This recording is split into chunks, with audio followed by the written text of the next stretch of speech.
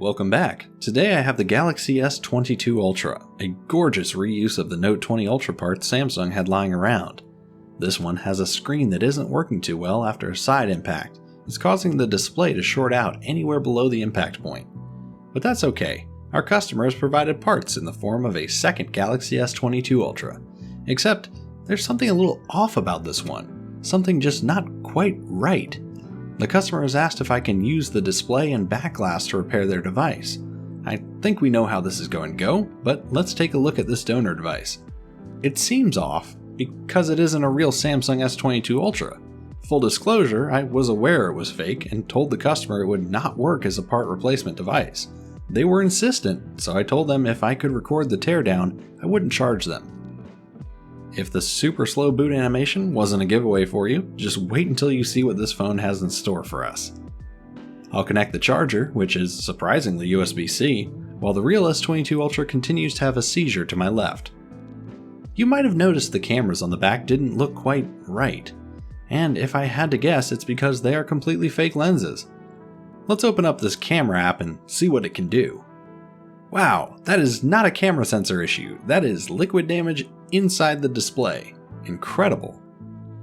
There are no camera modes, though conveniently the video record button is next to the shutter button, and that is pure digital zoom. I can't wait to see the inside of this thing.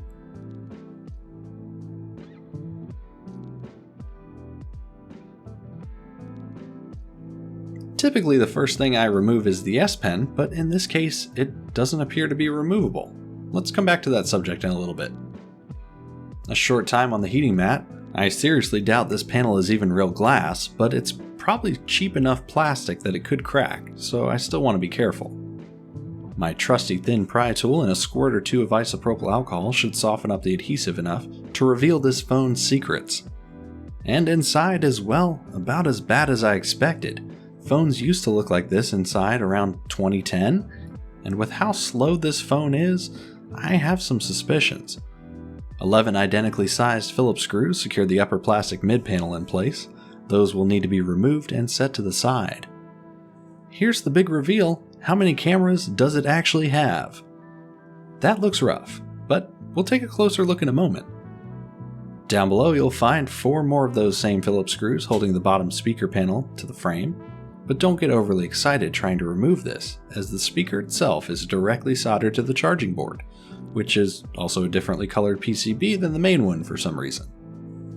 Moving back up to the top, this is where I would normally tell you how important it is to disconnect the battery, but unfortunately for us, the battery is soldered directly to the board. This little ribbon is the camera flash. It is also soldered to the board. Actually, a majority of components are. This is barely cheaper than having to use an SMT oven or hire somebody to hand insert FPC connectors for different components. Down to the bottom we have our charging board. There's not much to see here other than a real SIM card reader, USB-C charging port, and a microphone that faces the back panel and would likely sound awful on a phone call. Strangely, it looks like there's a tiny wireless coil for charging the stuck S Pen. That seems useless. Now let's take a look at this trapped S Pen, which looks just like a bar of metal.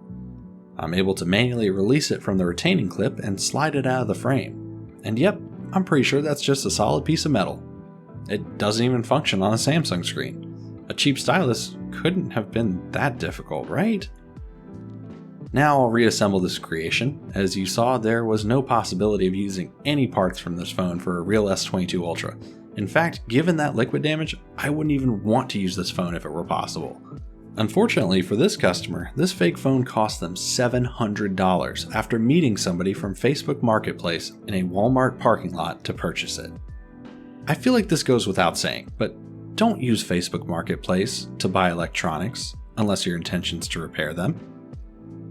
What do you think? Have you ever encountered a fake phone in the wild? Are you an AliExpress aficionado? Let me know in the comments below if you want to see more fake phones get professionally torn down. Thanks a ton for watching. I'll see you next time.